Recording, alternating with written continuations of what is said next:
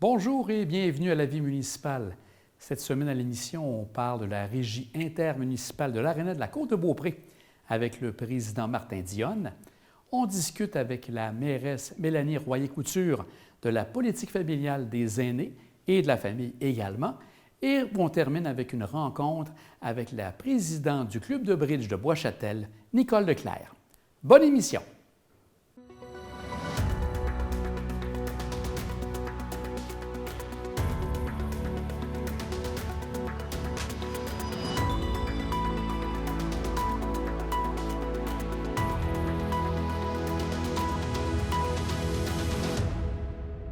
Martin, tu es le président de la régie intermunicipale de l'Aréna de la Côte-de-Beaupré. Le comité est de combien de personnes? En fait, le comité est représenté par, c'est 2 représentants par municipalité membre de la régie. Actuellement, il y a 6 municipalités qui sont membres.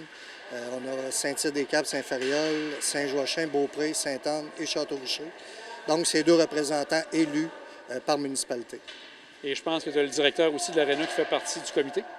Le directeur fait partie des réunions, donc il est là aussi en support au conseil d'administration, parce que c'est lui qui est sur place aussi pour voir toutes les activités qui se passent durant le jour. Puis il y a M. Pierre Racine qui est le trésorier là, depuis maintenant 2 ans, effectivement. Et le fonctionnement de ce comité, est-ce que vous vous réunissez assez souvent durant l'année? Actuellement, on a 4 rencontres de prévues annuellement. Donc, il y a toujours une rencontre qu'on prévoit à l'ouverture de l'Aréna qui est fin août, début septembre. On a une réunion toujours à l'automne pour les activités qui se passent durant la saison. On a la réunion en revenant des fêtes. On a le budget en préparation aussi, qui est une assemblée spéciale. En revenant des fêtes, on a une réunion, puis à la fermeture complètement, là, il y a une réunion pour faire le bilan des activités de la saison là, de la régie. L'île d'Orléans, est-ce que fait partie de la régie ou c'est comme un peu un locataire, on pourrait dire, de l'Aréna? L'île d'Orléans ne fait pas partie de la régie. Par contre, c'est un bon partenaire. Tu sais, lui, il loue des heures de glace ici depuis... en fait, il a signé un contrat il y a 5 ans qu'on vient tout juste de renouveler. Donc, l'île d'Orléans... Oui, un autre 5 ans. Donc, l'île d'Orléans est vraiment à part de la régie municipale, mais c'est un très bon locataire, effectivement. Bois-Châtel, l'Ange Gardien sont maintenant plus du côté de Nouvelle-Aréna de Bois-Châtel? Oui, bien l'Ange Gardien faisait partie de la régie jusqu'en 2015, jusqu'à temps, en fait, que Bois-Châtel fasse l'acquisition de l'Aréna actuelle à Bois-Châtel. Donc, depuis 2015, il y a 6 membres au lieu de 7 sur la régie. Bien, effectivement, Bois-Châtel et l'Ange Gardien, eux, ont leurs propres heures à l'Aréna de Bois-Châtel. On regarde les activités générales, donc l'horaire qui est fait autant pour le patinage artistique que le hockey, qui sont les 2 gros événements. Cet horaire-là, est-ce que vous avez un coup d'œil à voir du côté du comité ou c'est vraiment le directeur qui s'occupe de tout ça? C'est vraiment notre directeur qui s'occupe de vraiment gérer tout ce qui est hors de glace. Bien sûr, il nous fait des rapports aux membres de la régie, mais depuis, dans le temps de M. Gaston Boisvert, qui était directeur à l'époque, puis c'est Jonathan qui a pris la relève, les horaires ont toujours été pas mal gérés par le directeur à ce moment-là. Au niveau des tournois, il y avait quelques tournois. J'ai vu que le tournoi novice n'est plus là, mais j'avais toujours le tournoi Bantam. Ça continue de ce côté-là avec une implication du club optimiste? Toujours oui. Le tournoi Bantam, un très beau tournoi pour nous qui est sur 2 fins de semaine. Puis effectivement, des bons bénévoles avec le club optimiste. On avait auparavant le tournoi novice qui était géré par le hockey mineur. Mais maintenant, c'était plus difficile de trouver des bénévoles. Puis le hockey mineur, bien, avec la fusion avec Beauport, la Ville de Québec, c'était plus compliqué. Donc, il n'y a plus de tournoi novice. Mais le tournoi Bantam, c'est un très beau tournoi pour l'Aréna. Les activités durant l'été, il y en a quelques-unes. Est-ce que c'est quelque chose que vous pensez élargir de ce côté-là? Bien entendu, tout le monde connaît le gala de boxe qui est très populaire, de très belles activités en collaboration avec le Festival de Loi des Neiges. C'est sûr qu'on a demandé à notre directeur, en tant que membre de la régie, d'avoir plus d'activités, même l'été. Actuellement, il y a le golf là, qui a lieu, les cours de golf qui ont lieu après la fermeture de la glace. Après ça, bon, on a le gala de boxe. On aimerait peut-être voir éventuellement de la lutte, peut-être du hockey, bottine. On regarde plein de possibilités. C'est notre directeur qui travaille là-dessus là, et qui veut nous amener des projets. Là. Est-ce que vous pourriez garder la glace 12 mois par année avec les infrastructures que vous avez? Actuellement, avec cette infrastructure-là, on ne peut pas avoir la glace, la dalle de béton qui est là actuellement n'est pas faite pour avoir une patinoire 12 mois. Donc, c'est pour ça qu'il faut trouver d'autres activités qui vont être originales dans nos activités pour la saison estivale. Donc, les activités se déroulent habituellement du mois de septembre jusqu'au mois de mai de ce côté-là? Oui, exactement. L'Arena ferme normalement fin avril, début mai. Il y a toujours un tournoi début mai là, qui arrive là, avec le hockey-études. Très beau tournoi que M. Maltais avait apporté à l'Arena il y a 2 ans. Donc, ça a toujours lieu. Fait que normalement, les heures d'ouverture, les saisons d'ouverture de septembre à mai, c'est vraiment comme ça. Là, On parlait du patinage artistique, on parlait du hockey, mais je pense que vous avez justement un bon lien avec l'école secondaire Mont-Saint-Anne, avec le hockey-études. Oui, très bon client. En fait, il occupe beaucoup d'heures de glace le jour. D'ailleurs, on envoie quelques jeunes qui sont sur la patinoire. C'est vraiment un beau programme qui est bien géré par l'école secondaire. Belle collaboration ici avec l'Arena. Ça nous fait plaisir d'avoir cette collaboration-là et ces clients-là. Aussi, par rapport, il y a eu dernièrement des rénovations qui se sont faites. Il y a toujours des bons côtés, on pourrait dire, de la pandémie, malheureusement, mais qui ont permis certains travaux à l'Arena. Quels ont été les travaux que vous avez faits il y a 2-3 ans? En fait, on en a profité. Nous, la décision qu'on avait prise en tant que CA, c'était de laisser l'Arena ouverte malgré la pandémie. C'est sûr qu'il y avait des restrictions assez sévères. Ce qu'on a fait, c'est qu'on en a profité pour faire nos travaux, donc faire les bandes. On avait réparé les bandes, on a changé certaines choses, on a refait la peinture, on a rafraîchi vraiment les murs, ce qui restait à faire. Donc, les travaux qu'on fait des fois l'été, puis qu'on n'a pas toujours le temps de compléter, mais on a pu le faire là, durant cette période-là. Bien entendu, il y a des travaux qu'on ne peut pas faire quand il y a une patinoire, vu le taux d'humidité, comme de la peinture, etc. Bon, on attend tout le temps après la fermeture, mais on a pu avancer certains travaux durant la pandémie. Donc, quand vous regardez une fin d'année, vous regardez toujours s'il y a des travaux à faire, soit de peinture ou peut-être des rénovations. Vous faites ça à la fin de la saison? C'est ce qui fait qu'on a un bel équipement ici, beaucoup d'entretien préventif. Donc, à chaque année, nous, notre directeur nous amène, bon, on aurait telle chose à faire, telle chose. Donc, on a déjà une cédule de fête pour l'été qui fait en sorte que notre équipement est génial si on regarde certains autres équipements ailleurs dans la province de Québec et à Québec ici même. Donc, vous faites quasiment l'envie de certains, on pourrait dire?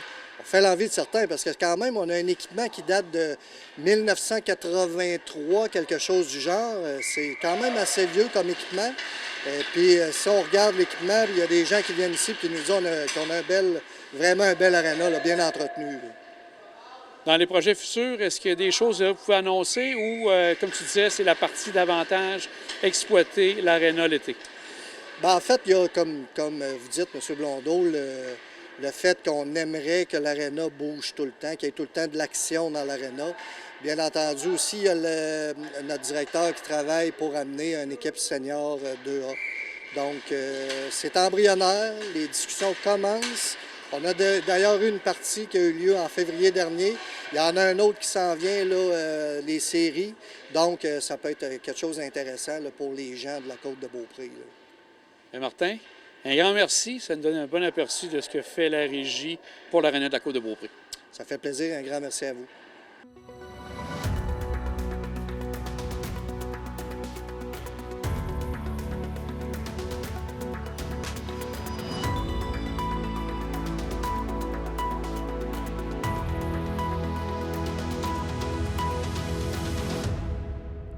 Mélanie, ici à Saint-Ferréol, vous vous êtes dotée d'une politique municipale famille et aînés. Pourquoi avoir cette politique? Bien, en fait, la politique, elle donne une voix, veut pas, aux citoyens, hein, parce que c'est énormément de participation citoyenne, cette conception-là. Puis, ça permet aussi là, de favoriser un développement stimulant, harmonieux et à l'image de ce que les citoyens souhaitent. Donc, c'est vraiment important pour la municipalité de Saint-Ferréol-les-Neiges d'avoir cette politique? Oui, oui, tout à fait. Tout à fait. Ça nous permet justement, là, comme je viens de le dire, de vraiment entendre la voix des gens. Alors, on peut bâtir là, par rapport à ça. Là. On rappelle qu'en 2015, vous avez été la première municipalité à faire le tout. Donc, ce n'est pas une première fois que l'exercice a été fait. Non, on était déjà dans notre renouvellement, nous, en 2020, là. Alors, l'exercice a déjà été fait. Si on regarde, il y a quand même, donc on parlait de 2015 à 2020, 2023 à 2027. Qu'est-ce qui a expliqué ce gap entre les deux? Parce qu'on devait penser à 2021 à l'époque. Oui, à l'époque, c'est en plein ça. En fait, la démarche a été commencée en 2020, puis vraiment avec un sondage là, à l'ensemble de la population. On a eu vraiment une importante réponse, là, une importante participation. On parle d'environ 600 personnes qui avaient répondu à ce sondage-là. Puis, comme vous vous rappelez, on a été freiné par la fameuse pandémie. Alors là, bon, tout a été mis sur pause. On s'est fait octroyer certains délais nécessaires. Puis, on a pu recommencer là, plus activement. On avait fait certaines consultations citoyennes à l'été 2021. Si je me souviens bien, là, Mme Touin et moi, à l'époque, avions fait ça ensemble. Mais encore une fois, hein, on était freinés et tout ça. Donc là, on a vraiment repris là, à l'automne 2022 là, la démarche plus activement là, pour la compléter maintenant. Si on parle d'un sondage avec 600 répondants, juste pour nous donner une ordre de grandeur, la population de Saint-Ferréol, c'est combien de personnes? On parle de 3600 personnes. Donc, si on a 600 là, adultes qui répondent, là, c'est vraiment important. Là. Le pourcentage ne me vient pas comme ça, là, mais on parle très, très intéressant, oui. Et c'était assez varié au niveau des âges, autant des aînés que des gens des adultes, on pourrait dire? Oui, bien en effet, lors du sondage, là, au début, on demande, là, juste pour être capable justement de situer un peu la participation, on demande le groupe d'âge, hein, adulte ou aîné. On demande également où est-ce qu'ils sont situés géographiquement. Donc, justement, autant dans le comité de la politique, parce qu'on a eu un comité citoyen, là, un comité stratégique là, qui a travaillé sur la politique. On voulait une représentativité, donc on parle de Est-Ouest Village. Alors, pour vraiment là, englober l'ensemble du territoire là, qui est unique à chez nous, là. Et si on regarde, vous avez parlé tantôt de sondage, mais je pense que vous avez aussi touché d'autres moyens pour aller rejoindre la population. Quels étaient les moyens, comme peut-être des consultations que vous avez faites, outre le sondage? Oui, c'est ça, effectivement. Comme je vous le mentionnais tout à l'heure, là, en 2021, on avait arrimé là, des groupes citoyens, si vous voulez. Donc, c'est un peu comme un effet d'entonnoir. Hein? Au départ, on y va vraiment plus large, on ratisse plus large. Puis, par la suite, on a épuré les réponses. On a été cibler certaines axes, on peut les appeler comme ça, qu'on voulait avoir plus d'informations. Alors, on a orienté les citoyens lors de ces groupes-là. Alors, les gens étaient invités. Là, il y avait eu une annonce postale à l'ensemble des citoyens et les sujets qui les intéressaient plus particulièrement, bien, ils étaient invités à venir participer là, lors de cet après-midi-là. C'était des dimanches après-midi. Puis enfin, en janvier, on a fait un forum citoyen. On a eu près de 35-40 personnes, là, c'est quand même important, là, qui sont venues. Alors, c'était très interactif, encore une fois. On avait un animateur hors pair et c'était très convivial. Là. Je pense que les gens ont beaucoup apprécié. Là. Vous parliez des axes tout à l'heure. Est-ce que c'est possible d'avoir justement les axes qui ont été priorisés pour cette politique? Mais en fait, on a, veut pas, un canevas. Donc là, maintenant, par rapport à la politique précédente, qui avait 6 axes, le gouvernement, la MADA, le regroupement municipalité Amis des aînés, en a ajouté 3 nouvelles. Alors, si vous permettez, là, je vais devoir regarder ma feuille un peu. Donc, on parle de l'axe sécurité. On parle de nouvel axe, là, santé et services sociaux, habitat, milieu de vie, loisirs, transport, mobilité, participation sociale, communication et information, vie communautaire et enfin, un autre nouveau, le respect de l'inclusion sociale. Donc, des éléments qui sont ajoutés pour mieux représenter la communauté actuelle, on pourrait dire? Oui, c'est en plein ça, pour mieux représenter aussi la réalité. Hein? La société évolue, donc je pense que les besoins et les axes à prioriser doivent suivre ça également. Là. Sans décrire la politique de 2015, parce que ça remonte déjà à presque une dizaine d'années, est-ce qu'on peut quand même voir des similarités entre celle de 2015 et la nouvelle de 2023 au niveau des politiques? Bien, je vous dirais que oui. Ça a été sans surprise là, qu'on a été capable de voir que les priorités, en fait, chez nous, sont sensiblement les mêmes, hein. Entre autres, là, la sécurité demeure la première priorité chez nous. Alors, c'est certain là, on a ciblé des mesures en ce sens-là. Il faut bien comprendre qu'on prend toutes les idées que le citoyen va avoir, puis là, après ça, ça va être notre rôle ça a été notre rôle de voir justement qu'est-ce qui est réaliste, hein, parce qu'on ne veut pas non plus dire aux citoyens, oui, oui, on va le faire, puis qu'au final, on n'est pas capable, on n'a pas les moyens autant financiers que humains de les réaliser. Alors, c'est pour ça, encore une fois, l'effet entonnoir, mais tu sais, je vous donne par exemple sécurité, bon, ben on va poursuivre la mise en place de trottoirs, par exemple, peut-être ajouter certains dos d'âne pour ralentir la vitesse. Donc ça, c'est quelques mesures là, qui ont été adoptées, là. Vous parlez tantôt d'un comité qui a donné un bon coup de pouce pour l'écriture, entre autres, et toute la partie consultation. Est-ce qu'il y a des membres du comité qui poursuivent pour être un peu un comité de suivi à tout ça?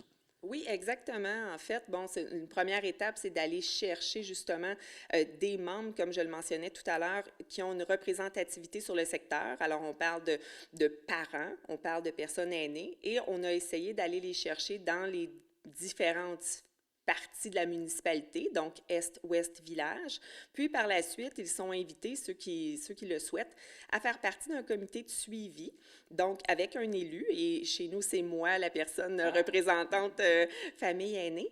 Alors, on va avoir là, notre première rencontre dès avril. Donc, le comité, en fait, va se rencontrer peut-être 4 à 6 fois par année pour vraiment faire le tour des démarches, des actions, du plan d'action qui ont été proposés, indiqués, pour voir, bon, où est-ce qu'on en est par rapport à ça. Si, par exemple, on constate qu'il y a une action qui n'a même pas débuté, bon, bien, on peut peut-être essayer d'aller voir qu'est-ce qui freine cette action-là, etc. Donc, vraiment pour s'assurer qu'on puisse là, le réaliser le mieux possible.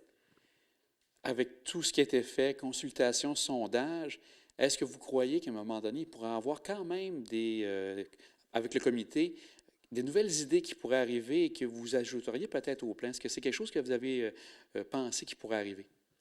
Bien, je vous avoue que par rapport à la politique, j'ai envie de vous dire non, mais en même temps, tu sais, c'est sûr qu'on a toujours une ouverture, là. Tu sais, si on constate que certains besoins dans la population changent, ou tu sais, vraiment, bon, tu sais, on se le souhaite pas, mais tu sais, qu'il y a un autre événement de la vie, tu sais, je pense à la pandémie lorsque je dis ça, qui crée des nouveaux besoins, c'est sûr qu'on va les prendre en compte, là. Mais ce qu'on essaie de faire, c'est vraiment de se coller le plus possible aux actions, parce que tu sais, la population s'est prononcée, a pris le temps de nous dire ce qu'ils en pensaient. Donc, je pense que par respect aussi pour eux, bien, de finaliser ou de mener à terme ces actions-là, là, je pense que ça va être la priorité, là. Si les gens veulent en savoir un peu plus, j'ai remarqué, donc, vous avez autant les réponses au sondage, donc, qui étaient très, très élaborées. Vous avez aussi le détail de la politique. Les gens peuvent tout voir ça sur Internet? Oui, absolument. Là, sur notre site Internet là, qui a été nouvellement là, mis à jour, là, on peut retrouver facilement là, la politique à cet endroit. Et est-ce que les gens peuvent voir même le détail en disant, bien, on a telle politique avec tel responsable, tel matériel sera utilisé, ça va aussi loin que ça? Oui, aussi loin que ça, en fait, là, si on va, là, on déroule la politique, là, vous allez voir tous les axes avec justement les responsables, qui peut le mettre en place si des actions sont déjà en cours. Donc, ça également, là, c'est indiqué. Alors, très intéressant là, comme document. Donc, il y aura un suivi interactif qui va se faire au fur et à mesure pour que les gens puissent voir où on est rendu au niveau de la politique. Bien, je ne peux pas vous dire si ça va être interactif, mais actuellement, la version que nous avons, on peut voir là, les actions qui ont déjà été débutées, mais ça pourrait être intéressant, effectivement, là, qu'on puisse faire une mise à jour, là, peut-être de manière annuelle, là, sur qu'est-ce qui est débuté et où on en est rendu, là. Ça peut être une belle option. Je vois un petit peu plus loin, celle de 2028. Est-ce que déjà, il faut que vous commenciez en mi-parcours à regarder déjà des éléments pour préparer la prochaine? Bien, je vous dirais plus vers la dernière année de la politique. C'est là qu'on peut faire vraiment un bilan de combien d'actions ont été réalisées, combien on pense être capable de réaliser d'ici la fin. Et oui, dans la fin de cette dernière année-là ou en cours de cette dernière année-là, on peut commencer déjà à planifier. Bien, Mélanie, c'était très intéressant. Ça nous a permis d'en savoir pas mal déjà, entre autres, au niveau de la politique, mais comment tout s'est élaboré. Un grand merci. Merci beaucoup, Jean.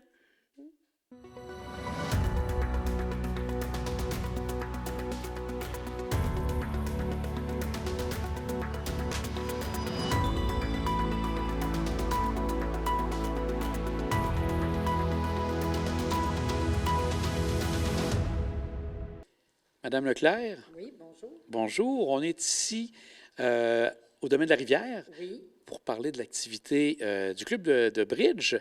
Alors, qui peut participer au club de bridge ici à Brochâtel? Tout le monde qui aime jouer aux cartes. Faut aimer jouer aux cartes. Le bridge, c'est un jeu le plus intéressant des jeux. Puis, ça se joue avec 52 cartes, 4 personnes. On fait nos enchères. Puis, on fait plusieurs tours de table pour faire nos enchères. Puis, c'est ça. C'est un jeu un petit peu complexe, mais tellement intéressant. Les gens qui souhaitent participer, est-ce qu'ils ont amené un jeu de cartes? Est-ce qu'ils ont amené des équipements ou c'est fourni par vous? C'est fourni par nous. On a nos planchettes ici, là. Les 4 jeux sont déjà brassés dans les planchettes, oui. Est-ce que c'est seulement les gens de Bois-Châtel qui peuvent participer ou vous avez d'autres personnes aussi qui y participent? Toute personne qui veut venir jouer au bridge sont les bienvenus. Puis, ça va de bouche à oreille. Notre club, c'est comme ça qu'il s'est construit, de bouche à oreille. Les activités ont lieu à quel moment dans la semaine? Le lundi et le jeudi. La municipalité nous prête la salle, la salle du domaine de la rivière. On joue au bridge tout l'hiver ici. Puis l'été, on joue à la maison Vézina sur la rue Royale. Donc, il n'y a pas de temps d'arrêt, ça continue quand même. On est des passionnés de bridge, puis on n'arrête pas l'été. Et même pendant les vacances, les gens viennent vous voir Oui, quand même? Oui. Pendant les vacances aussi. C'est sûr qu'on a un petit peu moins de monde, mais ça fonctionne à l'année. Les lundis et jeudis, est-ce qu'il y a une différence au niveau des jeux ou c'est la même chose exactement? C'est la même chose. C'est la même chose. Il y a beaucoup de personnes qui viennent les 2 jours, puis il y en a qui viennent juste une journée. Les gens qui viennent ici, est-ce que y en a que ça fait plusieurs années qui participent à ce club de bridge? Oui. On a commencé en 2014. Puis, depuis ce temps-là, on a des gens de 2014. Puis, il y en a qui se greffent. À chaque année, on a des personnes qui se greffent. Je donne des cours. Fait qu'il y a des personnes qui se greffent à chaque année. Habituellement, vous avez combien de personnes qui sont au club de bridge habituellement? On est une trentaine de membres, mais en général, il y a à peu près 5 assistables. Là, aujourd'hui, on est 3 tables. Est-ce que les gens ont à se déplacer de table en table? Oui, le jeu de bridge se joue avec des équipes nord-ouest, nord-sud et est-ouest. Nord-sud demeure à la table, est-ouest change de table à chaque tour. Puis les nord-sud, je crois qu'ils vont se comparer un et Les l'autre? nord-sud et est-ouest. Tous les gens jouent les mêmes planchettes, les mêmes jeux de cartes. Puis les nord-sud sont comparés à tous les nord-sud. Est-ouest est comparé à tous les est-ouest, tous les jeux qui ont joué. Et le grand gagnant, bien là, est-ce qu'il y a un petit prix spécial ou c'est l'honneur? Non, c'est l'honneur. Aussi, pour participer, est-ce que les gens ont à débourser pour venir participer au club de bridge? Oui, c'est 2 la séance. Depuis la pandémie, on fonctionne avec un système de cartes. C'est 20 la carte pour 10 séances de bridge. Et comme vous dites, il n'y a pas nécessairement de carte de membre. Les gens qui Non. désirent nous voir, ils vous appellent? Oui, ils nous appellent, puis on joue de 1h à 4h30 le lundi et le jeudi. Donc, si les gens souhaitent s'inscrire, à quel numéro de téléphone ils doivent appeler? OK. Ils m'appellent moi directement, Nicole Leclerc, au 418-822-0205. Aussi, Mme Leclerc, je reste surpris, vous donnez des cours de bridge en plus. C'est bien ça? Oui, je donne des cours de bridge. J'ai commencé, c'est avec l'ouverture du bridge. On a commencé avec des membres de la FADOC, puis je donne des cours de bridge. Dans le moment, j'ai 8 personnes qui suivent des cours. Ça va agrandir notre club. Et comme vous dites, ce n'est pas simplement que des aînés ou des gens à la retraite. vous avez de toutes les catégories qui viennent jouer et qui ont des cours également? Oui, oui. C'est plutôt des gens à la retraite parce qu'on joue le jour. J'ai déjà essayé de donner des cours de soir pour les gens qui travaillent, mais ça n'a pas fonctionné. Bien, Madame Leclerc, c'est un grand plaisir de savoir qu'il existe tout ça. Merci. Puis on espère que les gens qui sont intéressés vous appelleront pour en savoir plus. Certainement. Merci. Au revoir. Alors, c'est tout pour la vie municipale. À bientôt!